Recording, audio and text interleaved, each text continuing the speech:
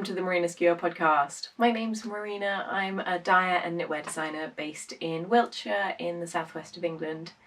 And today I'm just going to be showing you a few things, things I've been dyeing and the things that I'm knitting. It's been a little bit longer than I usually like it to be between episodes because life is a lot right now. We are now a month into the building work on our house, which is kind of consuming everything. So I've managed to carve out a little corner of calm for myself today, but there are boxes everywhere, there's dust everywhere. We're all cramped into very little spaces.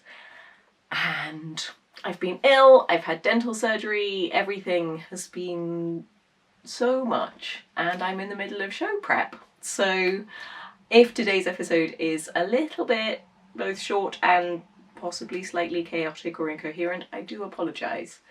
So yeah, I'll start with what I am wearing, which is also the one thing that I've finished since the last time I talked with you. And that is my lapidarium yoke.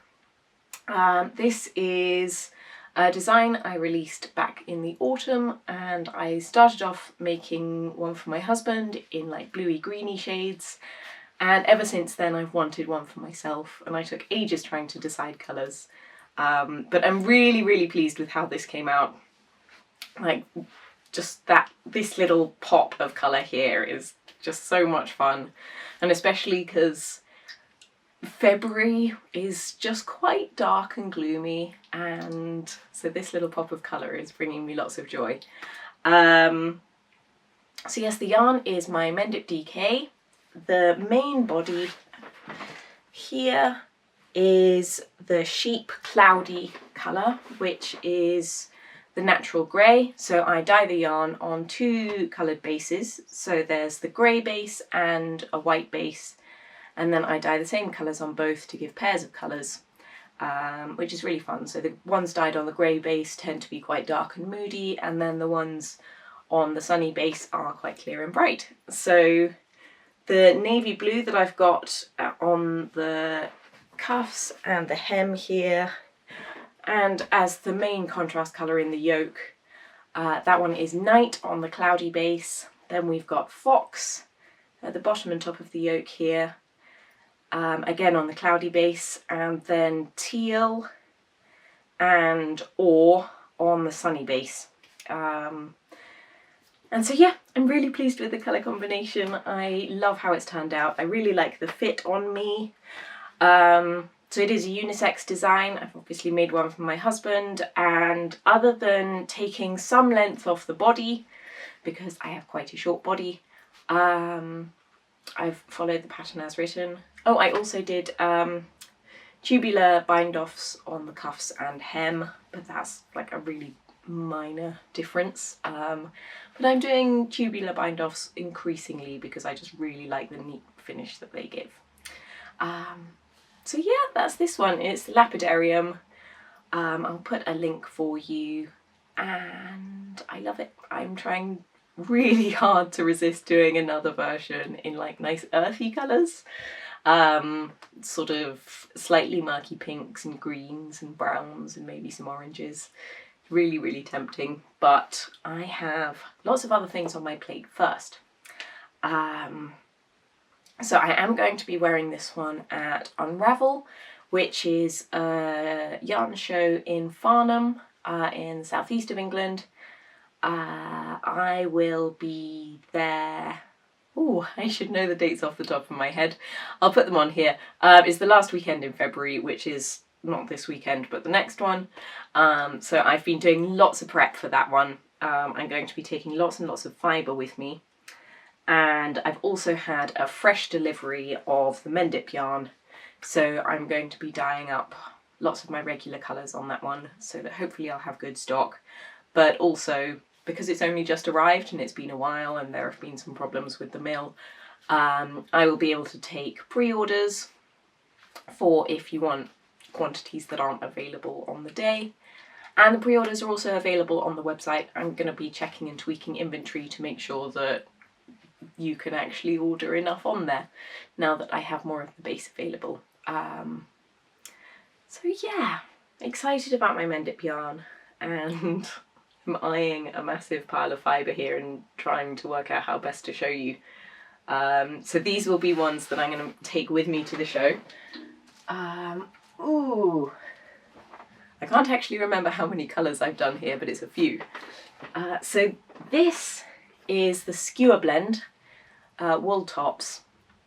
This is the undyed fibre, so it's 5 differently coloured natural British breeds wools. I designed this blend particularly to be just really nice to spin. It combines all the qualities I like in spinning fibre. And that's how I ended up accidentally spinning a whole load of yarn and making a skirt out of it without really paying attention to what I was doing. I just suddenly spun much more yarn than I intended to, and it's a lovely blend to spin, and I really enjoyed creating it. So I'm going to have some of the natural colours available, and I will be taking these with me to the show, but I think I'll be surprised if they all go, so they should then, whatever doesn't sell at the show will be available online afterwards. And as I've been doing for quite a while now, my patrons will get first dibs on them. They'll have access to them for a day ahead of everyone else, because things tend to disappear quickly these days. Many colours. I don't know how to show them, it's too many. So I'm not going to go through them all in detail. I'll show you one at a time in no particular order, just in the order I grab them from my lap. So we've got mostly green, like different shades of green with some pinky bits, and I deliberately dye my fibre in a slightly random way. These are all limited editions because it's much more fun for me. I don't have to write down recipes. And it's just enjoyable seeing how they come out. And they're all designed so that to a varying degree you get some of the natural colour showing through. This one's a really like zingy yellowy green, which I'm surprisingly keen on. It's sort of a peridot colour. I don't have a name for, I think I've named about half of them so far. It takes me a while to come up with names that I like. And then this one I'm really keen on. We've got a few with this sort of vibe where we've got like some bluey bits and some pinky bits, and maybe like this one doesn't have much green, but there are some that have lots of green, like really dark moody bits at this end. And I like dyeing like this because you can have lots of fun deciding how to spin it. You could go for something that ends up being like strong bands of colour, or something that's more finely striped, or something that's just completely random with very short sections, just depending how you prepare it. Oh, I really like this one. This one is Valley of the Moon. So we've got like burnt orangey bits, and then purpley bits, and then like some slightly lavendery bits that I don't think are showing up very well.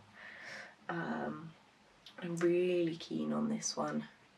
So this one is named after the Valle de la Luna in the Atacama Desert in the north of Chile.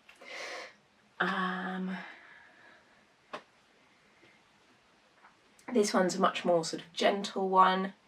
So we've got some warm, like orangey yellow bits, and then some like peachy terracotta-y bits, more yellow.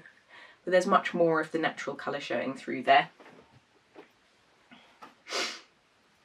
Again, this kind of vibe with lots of dark bits and then some lighter bits with some pinky bluey bits. This one is Wizard's Whim. Whoop. This one, we've got lots of warm colours. This seems to be like one of my default dyes to go to, as in combinations, where if I'm not really thinking about what I'm doing and just go completely on instinct for something that I think will be nice, this is basically what comes out.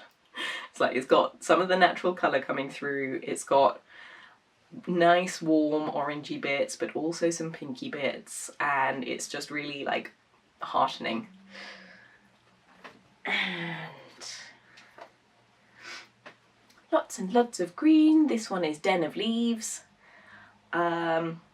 It's just cozy leafy green with some like stronger, more emeraldy bits, some darker bits, and some more fadey bits in the middle. Love it. Really, really enjoying my greens. This one is, yeah, this one's Ritual. I like this one. It's super moody. It's got like loads of depth in this half of it. Like that little pop of red. Really, like a pop of red. Really enjoy that bit. And then like some slightly more sort of almost eerie greenish bits. And then some like almost indigo-y, bluey purple bits. Love this one. This one's called Tail Feather. It's like lots of greeny blues with tiny bits of yellow and like some deep sort of tealy turquoisey bits. This one's properly good. I've been doing lots of knitting of like greeny blues recently because I love them. And I try not to be too predictable, but there are colours that I just end up loving. This is very sort of reddy pink, like burgundy-ish, with lots of the natural colour showing through. Slightly less sort of complex in terms of colour range than some of them, but there's lots of like variation in depth of shade where you've got really dark pinks and then almost no dye on those bits at all. That one is called Tincture. And this one is mostly deep, deep reds, but with like some slightly cooler, almost lavendery bits here. I think I'm going to call this one Redshift. I haven't labelled it yet, but I think that's what I've decided it's going to be called in my mind because it's got lots of lovely reds. So yes, whistle-stop tour of the fibre colours I've been dyeing for Unravel. I'm very, very excited about the show. It's my first show this year, and I'm going to have my lovely friend Hannah-Lisa from Making Stories over from Germany, and she's going to be helping me on my stand for a bit. I think she'll also be going around and like chatting to people and doing various things, but that'll be lovely because I don't get to see her nearly as much as I'd like. So yeah, I'll now show you my works in progress. So I've got these in a nice basket. I've been using this, but this was a Christmas present? Yes, Christmas present. And it's by a local basket maker called Jeff Travers. He is he just G Travers? G Travers Basketry? I'm not sure. I will put his details in the box below because he makes absolutely beautiful baskets. I think he mostly uses Somerset willow, which is fairly local. And yes, love them. It's just a beautiful basket, and I was using it for this project with all of my different colours of yarn, but now that this is finished, I've moved 2 projects in here, and I'm not sure if I'll have both staying in here or if one might move into a bag. We shall see. I don't tend to be very organised about how I store my active projects, but this one I need to keep together, even though it's a single colour of yarn, so I don't need to be too fussy. I've got lots of bits of paper associated with it. So I'll do this one first. Very excited about this one. I showed the very beginning of it last time we chatted.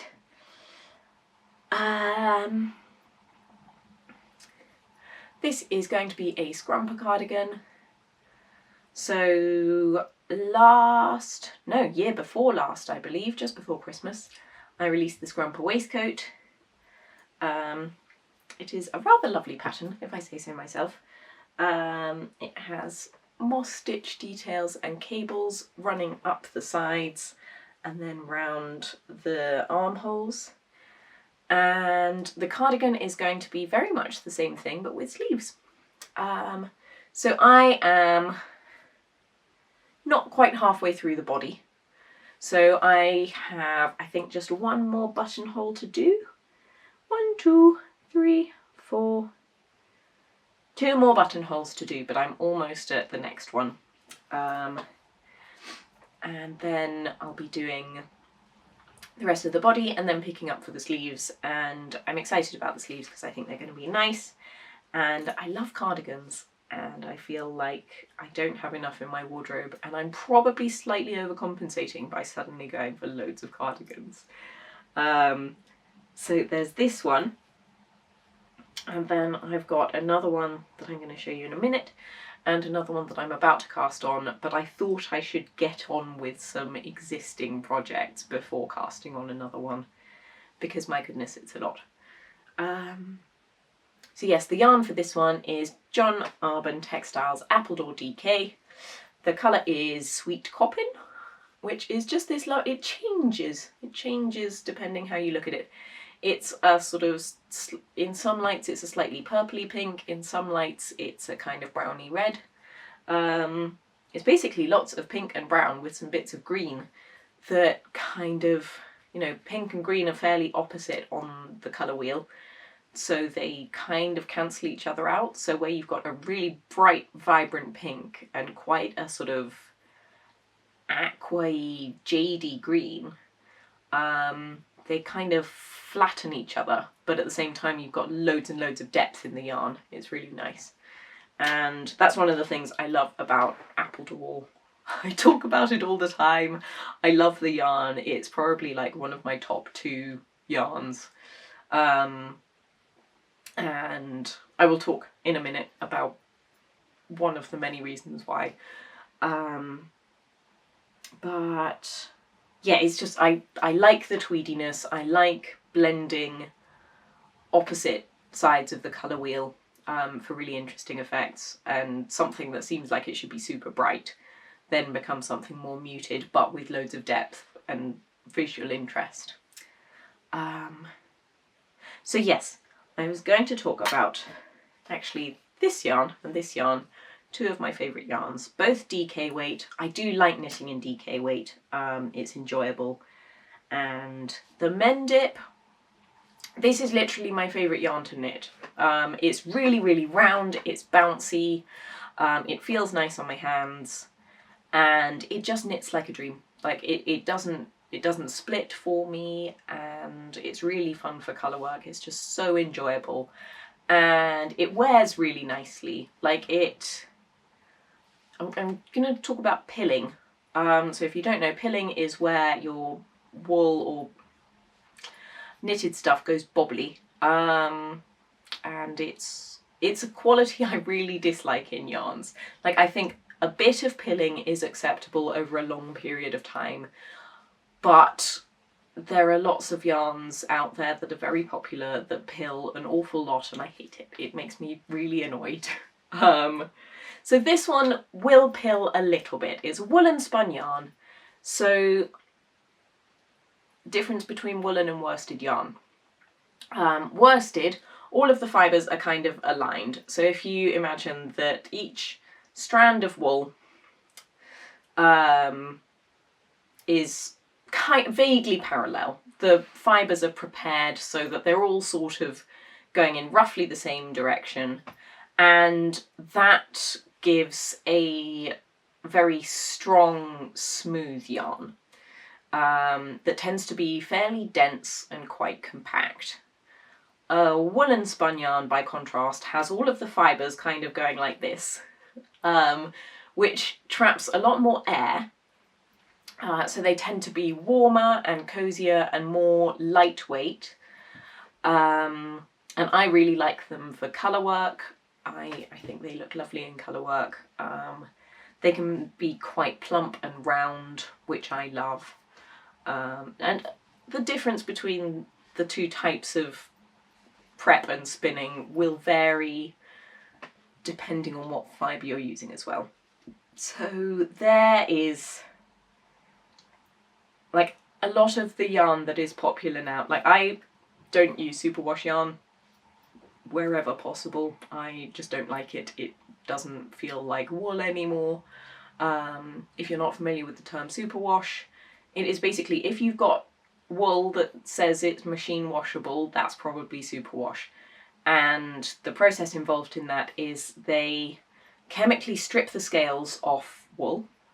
So I've tried to explain this recently by, if you imagine like conditioner adverts on TV, where they show like a blown up image of a single strand of hair, and it's got all like scales that are all jagged and sticking out, and then the conditioner comes along and sort of smooths them all down. That's kind of like what a wool fibre looks like. It's got those scales. Those scales are what give wool most of its good properties. That's what makes it retain heat really well. It's what means it can absorb a load of water without it feeling cold. Like cotton, if it gets wet, it stays wet and it gets very, very cold very quickly. Whereas wool can just kind of absorb it and it will still keep you warm. And that's because of the scales. So the superwashing process chemically strips off those scales, and then because that then leaves the fibre very vulnerable, it replaces them with a coating of what is generally very fine plastic. They effectively laminate it. And so there are superwash processes that are trying to be more environmentally friendly, and I'm not sure exactly on the details of what they use instead of the plasticky stuff. But regardless, there are various ways of doing it. I don't like what it does to the wool fibre. It takes away most of what it is, and most of why I like it being wool. I'm not that bothered about having to hand wash my jumpers, because the natural properties of wool mean, unless you actually spill stuff on it, it shouldn't need washing as frequently as something that's made of plasticky fibres, because things like acrylic and polyester, the things that make smell, so sweat and things, chemically bond onto them, and so they require a lot more washing and are much more likely to retain smells. I'm getting sidetracked. So, I don't like superwash yarn. That's sort of its own thing. I do think, though, that the superwash process helps prevent pilling. I think that for super fine wool, wool specifically, I think that the scales on the wool kind of help drag individual fibres out of the yarn, and then they sort of sit on the surface of the garment or whatever it is and get snarled up, and that's what starts making the bobbles. This happens mostly with worsted yarns, because the woolen yarns, they're all tangled together, remember? And so you try to get an individual strand out of there and it's just stuck amongst the others. Whereas with worsted ones, where they're all just kind of aligned, you can pull them apart quite easily. And so I think worsted yarns are much more likely to pill. And then, so this is a woolen spun yarn. This one is very much a worsted spun yarn, but they're much coarser fibres. And so it's just going to take a lot more effort to sort of drag them out of the yarn. And they're also very long. There's a fair bit of, well, it's quite a sort of hairy yarn. It's not the softest thing. I said previously that softness is not the primary quality I look for in my yarn. But yeah, I've been wearing my Scrumper waistcoat that I made out of this for over a year. I wear it really, really frequently, and it's never had a bobble on it. It hasn't pilled in the slightest. This, I know that if I wear it all the time, as I am wont to do with my knitwear, in a few months' time I will probably need to go and take some bobbles off it, but that's fine. Like, what has prompted this is that I've had a few projects recently with yarn that has been allocated by magazines that has just pilled like the first time you wear it. And so I got a sample back from a magazine. It's a cardigan design I'm really, really pleased with. And I'm not going to show it to you because I won't be able to release the pattern for another couple of months because of the rights and things. But I wore it, the first time I wore it, it started pilling. And I've worn it 4 times now. And it's looking rough. Like, it's really, really fuzzy looking and bobbly, and it's got some interesting, it's mostly stockinette, so it's not too bad, but it's got some interesting stitch details on it that are going to get hidden by fuzz.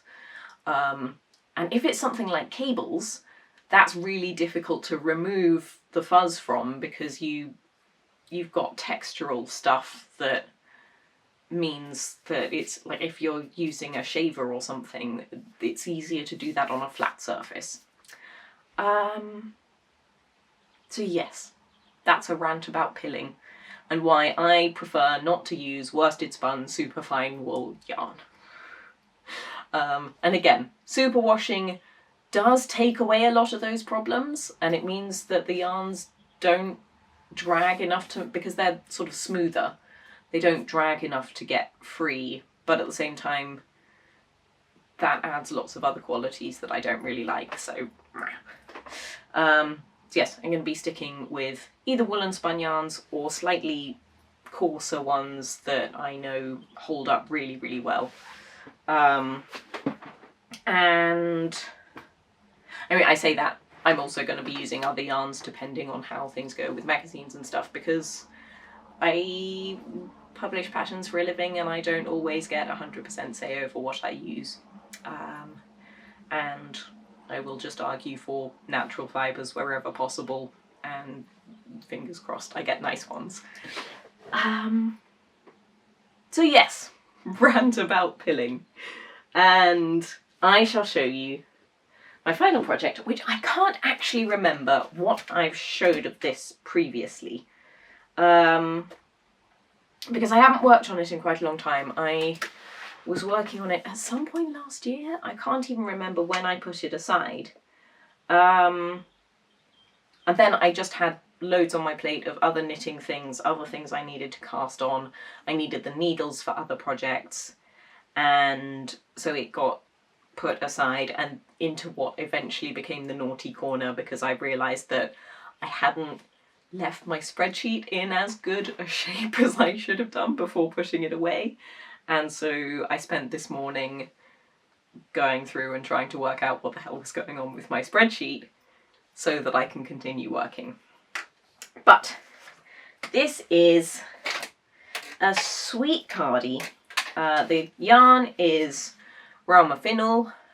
The colour is the very romantically named, oh, where are we? 4120. Evocative. It's a lovely, lovely yarn in a beautiful colour that my friend Diana sent me. I think they released this colour as a new addition to the range, and for some reason I think she thought of me when she saw it. It's very, very kind, and I've been enjoying thinking of her while I'm knitting this.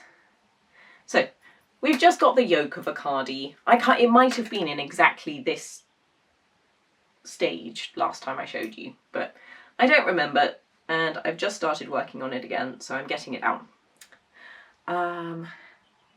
So it's going to have, it feels quite difficult to show you what's going on here. It's a saddle shoulder, and it's going to have this section of moss stitch.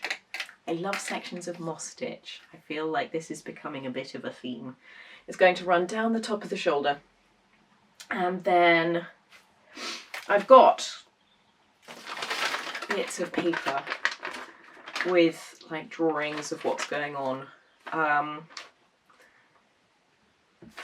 which I did for a Patreon video when I was working out what I was doing with this. And so when I was doing the swatch, I've got my swatch still on the cable so that I will be able to unravel it and use the yarn if I need to.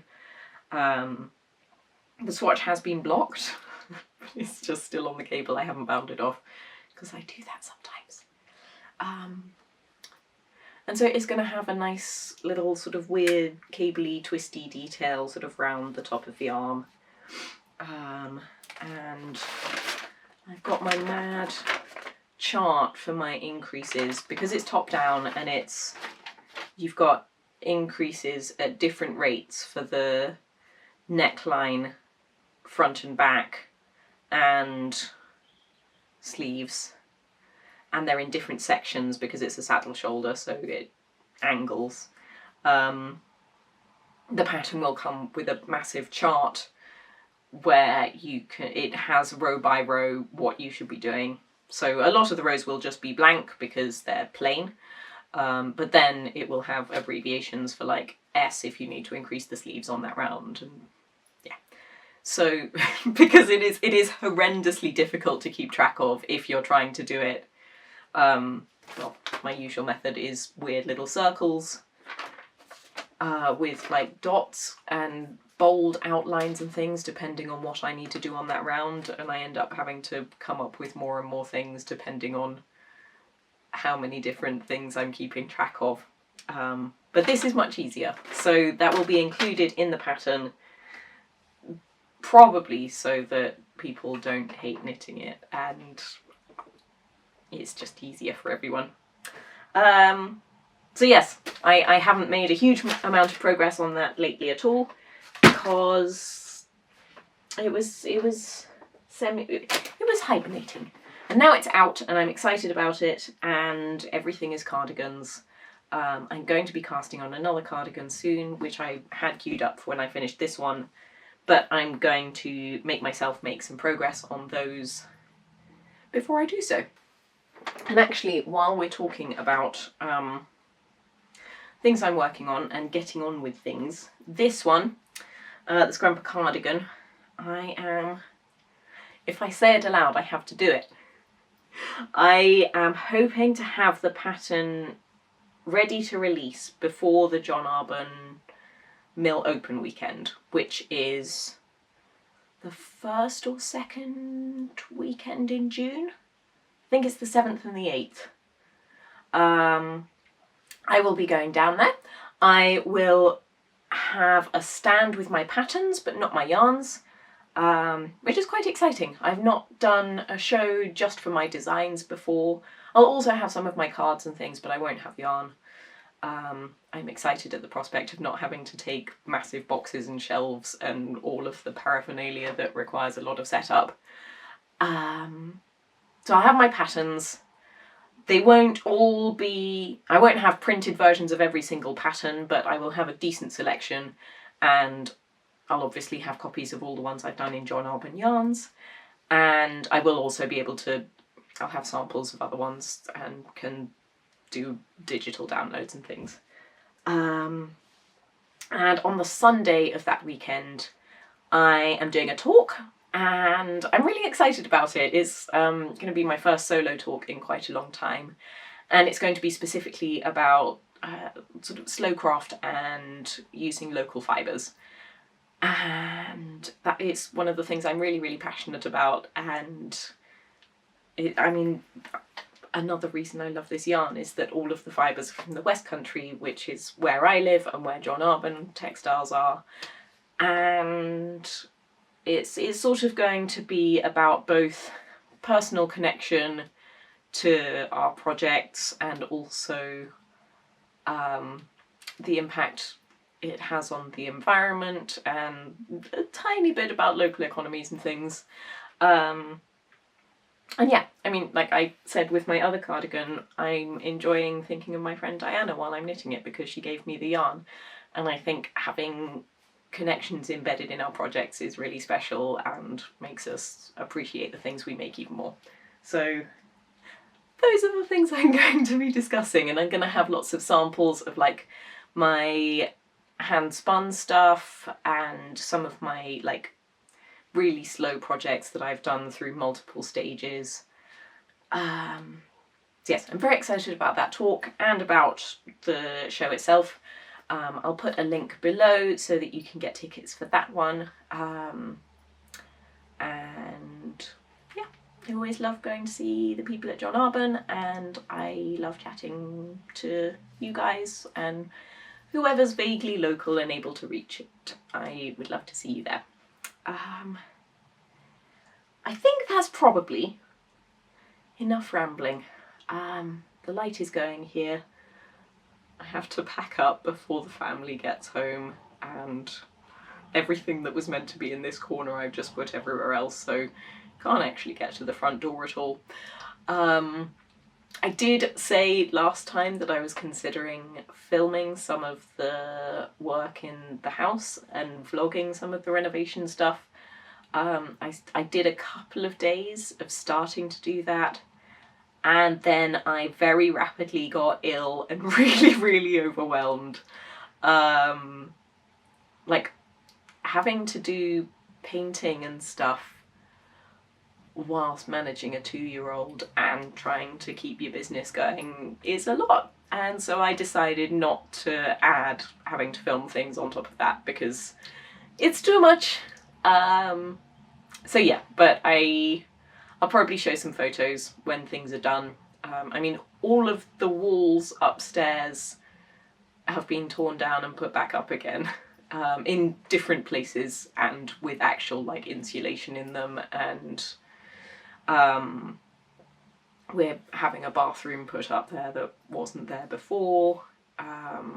It's lots and lots of change, but it's all for the good. We've been waiting for this for almost 2 years, and it's hard right now, it really is, but I'm very excited about the progress, and we're a little way into it. We've got a lot longer to go, but it's going to be so worth it when it's done.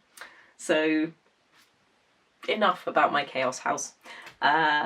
If you want to keep up with my yarny stuff and the fibre and all of that, like if you want to keep an eye out for when whatever is left of that fibre goes online, join my newsletter. That's where it's the second port of call. So first port of call is for my patrons, and then once my patrons have had 24 hours of access, then newsletter subscribers get access next. And yeah, so join my newsletter. That's where you can hear about good things, and you can follow me on Instagram. I'm not super active there at the moment just because everything is lots, but yes, those are the places you can follow me.